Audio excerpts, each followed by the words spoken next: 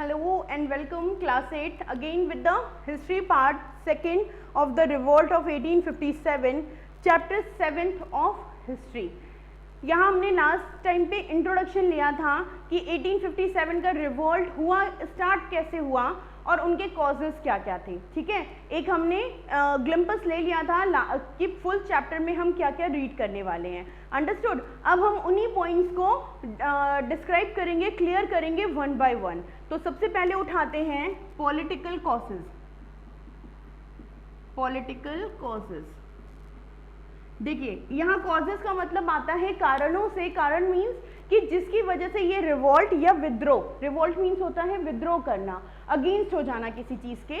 तो वो क्या रीजन थे कि 1857 के टाइम पे कॉजेस कौन कौन से कारण थे। तो पहला हमने पुट किया है पॉलिटिकल कॉजेस कि पॉलिटिकल कॉजेस मतलब क्या हुआ, राजनीति। और राजनीति कौन करता है, जो रूलर्स होते हैं, जो गवर्नमेंट होती है, जो सरकार होती है, वो पॉलिटिकल जो निर्णय है वो लेती है।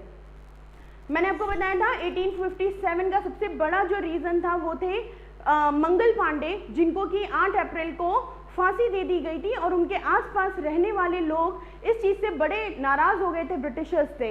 उन्होंने बोला कि एक तो आपने हमारा धर्म भ्रष्ट करवाया, और धर्म भ्रष्ट करवाने के बाद अब आप हमसे कोशिश कर रहे हो कि अभी भी हम आपकी बात माने। और लोगों ने विद्रोह कर दिया अलग अलग जगह, जो मेरठ की आसपास के एरिया था, क्योंकि जो मंगल पांडे थे वो बेसिकली मेरठ बुंदेलखंड के थे। तो वहां से ये ज्वाला कह सकते हो आपकी, ये चिंगारी लगी और फैल गई आसपास के सारे एरिया में। वो टाइम ऐसा था जब झांसी की रानी अपने आप से ही जूझ रही थी, जो कि अंग्रेज थे उनसे इसलिए जूझ रही थी क्योंकि कोई सपोर्ट करने वाला नहीं था। क्लियर।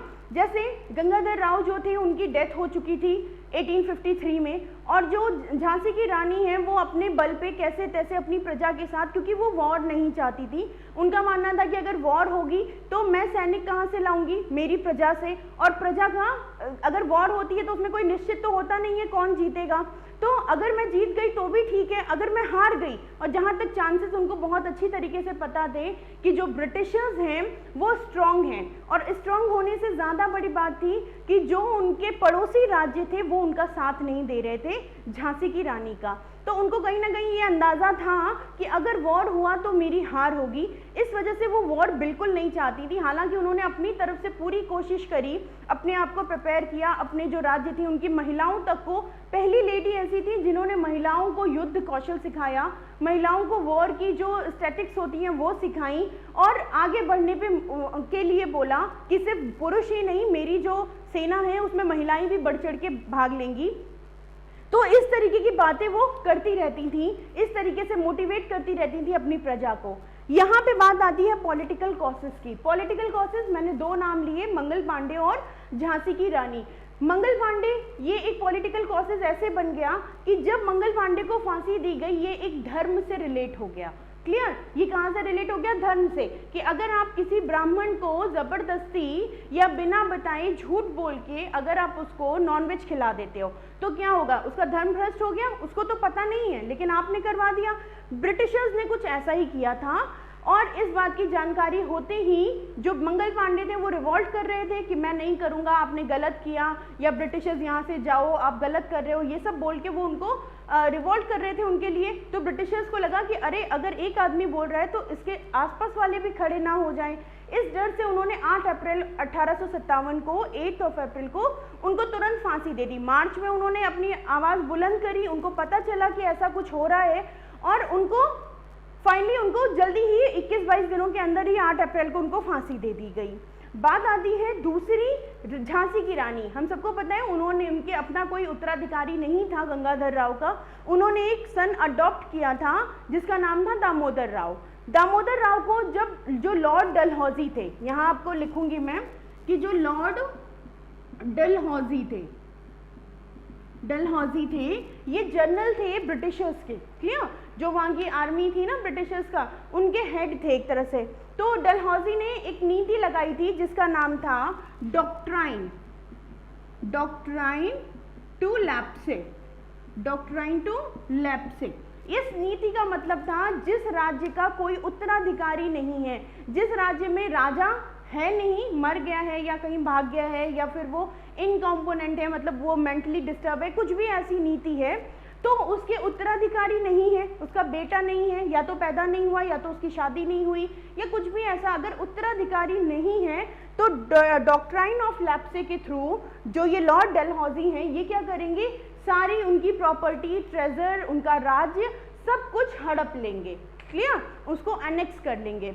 यही नीति इन्होंने अपनाई। रानी लक्ष्मीबाई के जो पुत्र थे उनको उन्होंने मना कर दिया, जबकि गंगाधर राव ने जब ऐसा किया था तो उन्होंने कई सारे ब्रिटिश ऑफिसर्स को भी, जब उन्होंने पुत्र अडॉप्ट करने की जो सेरेमनी थी वो करी थी, तो उन्होंने बहुत सारे ब्रिटिश ऑफिसर्स को भी बुलाया था। उन्होंने बोला कि ये ब्रिटिश ऑफिसर्स हैं, इनके सामने होगी तो ये बाद में कोई इशू क्रिएट नहीं करेंगे। लेकिन जैसे ही गंगाधर राव की मृत्यु हुई, अंग्रेज अपनी बात पे कभी रहते तो थे नहीं, उन्होंने बोल दिया, उन्होंने बोला नहीं नहीं, डॉक्ट्राइन ऑफ लैप्से सबके ऊपर लागू होता है, आपके ऊपर भी लागू होगा, हम दामोदर राव को नहीं मानेंगे कि वो उत्तराधिकारी है या महाराज है झांसी का। और इसके थ्रू जो पॉलिटिकल इश्यूज थे या कॉसेस थे ये बढ़ते चले जा रहे थे। इसी के साथ एक नाम आता है नाना साहेब।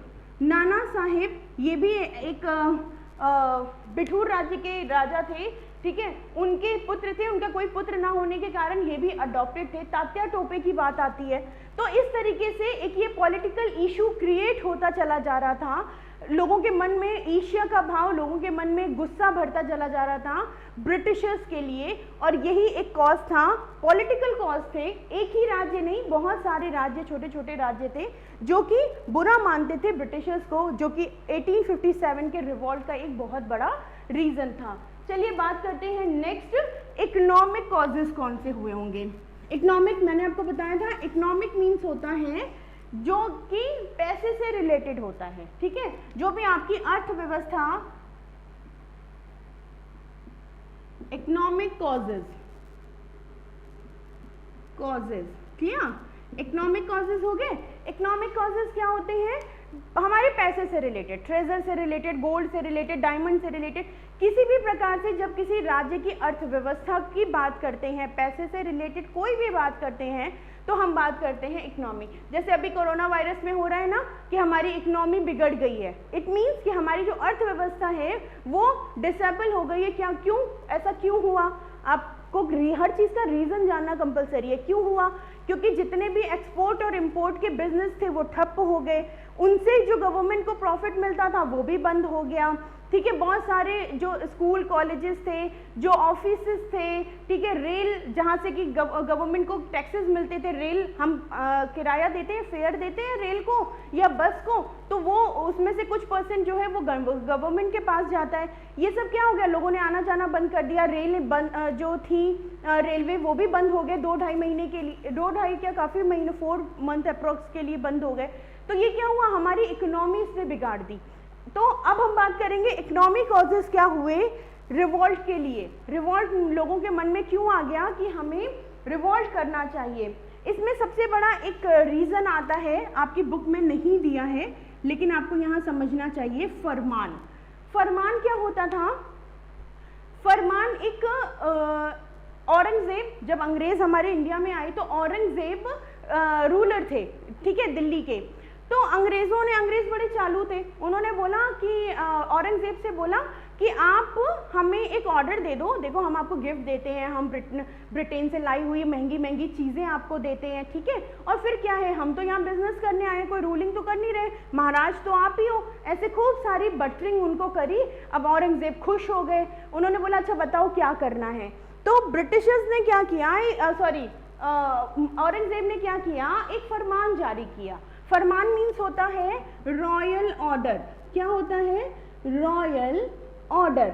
अब ये फरमान जारी क्या था, ब्रिटिशर्स ने उनको बोला कि देखो हमारा तो छोटा मोटा धंधा है और बंगाल के छोटे से एरिया में हम ट्रेड करते हैं, तो क्यों मेरे ऊपर आप प्रेशर डाल रहे हो, दूसरे देश से आए हैं, थोड़ा बहुत कमाना ही तो चाहते हैं, तो ऐसा करो हमें एक ऑर्डर दे दो, रॉयल ऑर्डर दे दो, जिसमें कि आप ये लिख दो कि ये पूरी तरीके से जो ईस्ट इंडिया कंपनी है ये टैक्स फ्री कंपनी है, क्लियर, इसको आपको टैक्स नहीं देना है। क्योंकि उस टाइम क्या होता था, औरंगजेब खुद तो जाते नहीं थे टैक्स लेने, वो क्या करते थे, अपने जो जनरल्स होते थे या जो भी उनके नोबल्स होते थे वो जाते थे वहाँ पे टैक्स लेने। क्लियर, हम लोगों ने पढ़ा है हिस्ट्री में ये सारी चीज़ें 7th में, तो भेजते थे। तो उन्होंने ब्रिटिशर्स को बोला कि चलो ठीक है, औरंगजेब मान गए, बोले हाँ ये कितना, ये छोटी सी तो कंपनी है, ये हमारा क्या बिगाड़ लेगी हमारी इकोनॉमी का, चलो ठीक है, इतना रिक्वेस्ट करिए, इतना बटरिंग कर रही है, चलो ठीक है, इनको हम एक फरमान दे देते हैं, रॉयल ऑर्डर दे देते हैं कि इनको हमें कोई भी किसी भी तरीके का टैक्स नहीं देना पड़ेगा।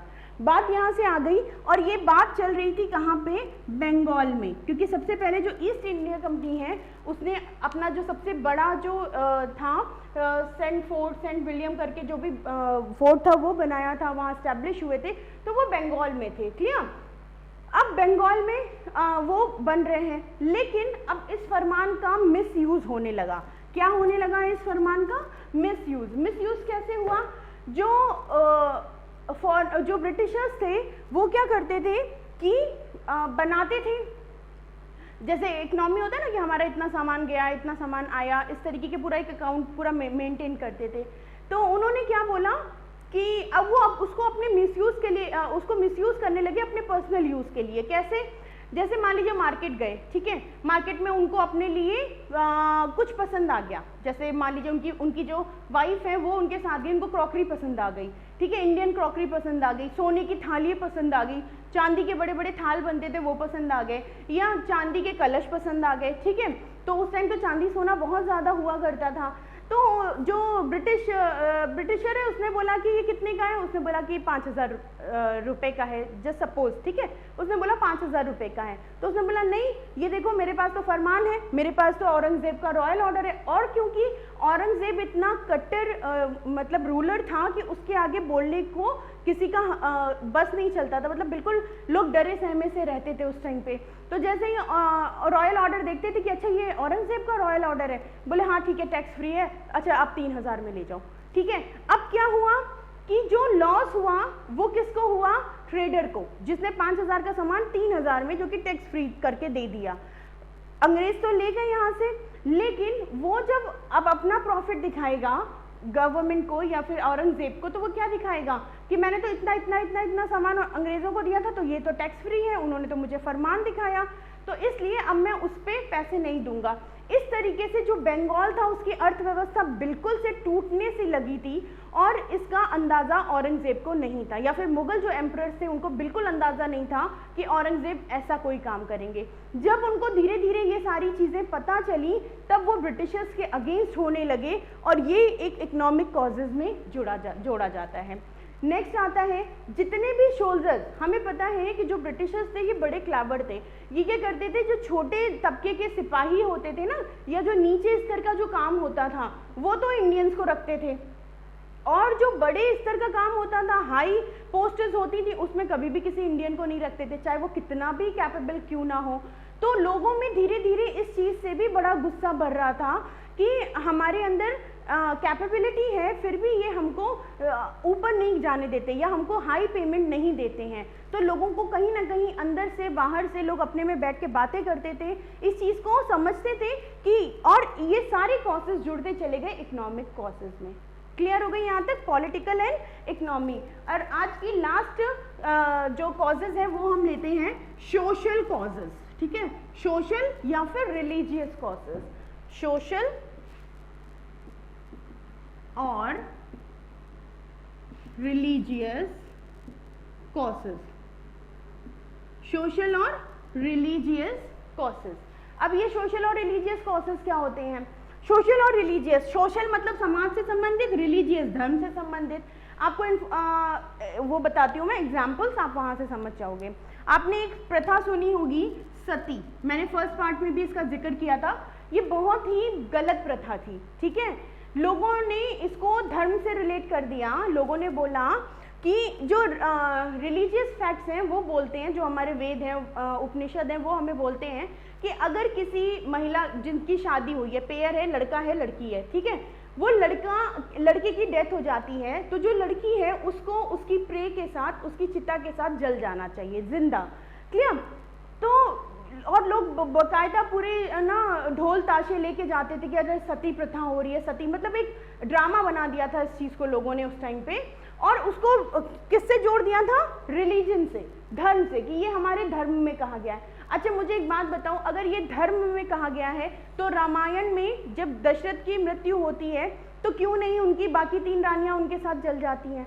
मतलब मेरा ये पर्सनल क्वेश्चन है कि मुझे ये बात समझ में नहीं आई कि अगर ये धर्म से रिलेटेड है तो कैसे हो जाएगा। अब ये वेद उपनिषद कहाँ लिखा है मुझे नहीं पता, अभी किसी को हर्ट भी नहीं करना चाहते हैं इस बारे में, क्योंकि मुझे पूरी जानकारी इसके लिए नहीं है, लेकिन मैं क्वेश्चन पुट अप कर रही हूँ उस बेस पे, जैसे हम बच्चे हैं ना, हम सारे बच्चे, हमें आधी अधूरी चीज़ें पता होती हैं, उस हिसाब से। तो ये रिलीजन से किया तो ब्रिटिशर्स को ये चीज़ गलत लगी, उन्होंने बोला अरे एक इंसान है, उसको जीने का पूरा हक है, और सती प्रथा को उन्होंने ख़त्म करने के लिए ऑर्डर्स पास आउट कर दिए। उन्होंने बोला नहीं, ये ऐसी कोई प्रथा नहीं होती, ऐसा कहीं नहीं लिखा है, और इसको ख़त्म करो। ये एक अच्छी चीज़ थी, मतलब ये एक महिलाओं के एम्पावरमेंट की बात हुई थी, किसी ने पहली बार महिलाओं के लिए भी कुछ सोचा था, तो ये एक अच्छी चीज़ थी। लेकिन क्योंकि उस टाइम के लोग ब्रिटिशर्स से इतना नाराज थे, ऑलरेडी इकोनॉमी, पॉलिटिकल, मिलिट्री जो कॉजेस थे वो बढ़ते चले जा रहे थे, तो लोग जो ब्रिटिशर्स थे उनकी अच्छी चीज़ों को भी नहीं देख रहे थे। क्लियर? उन्होंने जैसे रोक लगाई कि जो लड़कियां होती हैं उनको पढ़ने का, एजुकेशन का अधिकार होना चाहिए, लेकिन लोगों ने बोला नहीं नहीं, ये हमारे समाज के खिलाफ है, हमारी महिलाएं घर का काम करती हैं वही करेंगी, पढ़ने। जो अच्छे समझदार लोग थे, ऐसा नहीं कहूँगी कि उस टाइम लोगों ने पढ़ाया नहीं, उस टाइम लोगों ने पढ़ाया भी, लेकिन उनको थोड़ा बहुत जो क्राइसिस था वो झेलना पड़ा। ठीक है, तो या जो महिलाएं थी उनके लिए प्रॉपर स्कूल्स नहीं थे, चीज़ें नहीं थी, तो ये सारी चीज़ें ब्रिटिशर्स ने कहीं ना कहीं, रेलवे लाया हमारे यहाँ 1800 सेंचुरी में जब वो लेके आए, तो ये क्या था, हमारा डेवलप कर रहे थे वो, लेकिन डेवलप करते करते वो इन कॉसेस से लड़ भी रहे थे। तो ये एक सोशल एंड रिलीजियस कॉसेस हो जाता है कि जो अच्छी चीज़ें भी, जैसे हम लोग क्या होता है, किसी से अगर हमारी लड़ाई हो गई या हमें किसी की कोई बात बुरी लग गई, तो अगर वो हमें अच्छी चीज़ भी समझा रहा है ना, तो हमको क्या लगता है, अच्छा तुम बहुत बड़े बन रहे हो, तुम्हें बहुत कुछ आता है, नहीं तो हमें सब कुछ समझ में आता है। ऐसी चीज़ें हम उनसे बातें करते हैं या उनके बारे में हम पीठ पीछे ऐसा सोचते हैं, तो ऐसा नहीं है, हर व्यक्ति में अच्छी या बुरी दोनों चीज़ें होती हैं, हमको दोनों पॉइंट्स देखने चाहिए। तो ये थे कुछ कॉजेज़, 3 कॉजेज़ के बारे में हमने पढ़ लिया, रेस्ट और दूसरे पार्ट्स में पढ़ेंगे कि और कौन से कॉजेज़ थे, उनसे जो हमारे ब्रिटिशर्स थे उन्होंने कैसे वो आगे निकले, उन्होंने आगे अपना काम किया, बढ़ते चले गए, ठीक है, और कैसे हमने फिर रिवॉल्ट किया इन सारी चीज़ों के बारे में। तो इसको यहीं पे वाइंड अप करते हैं। Part second is finish with the 3 causes, first is political, second is economic and the third is social and religious causes. ठीक है, चलिए मिलते हैं नेक्स्ट पार्ट में, बाय, थैंक यू। और रीडिंग करते रहें और जो भी एक्सरसाइजेज हैं उनको भी आप कंप्लीट करते रहें। ठीक है।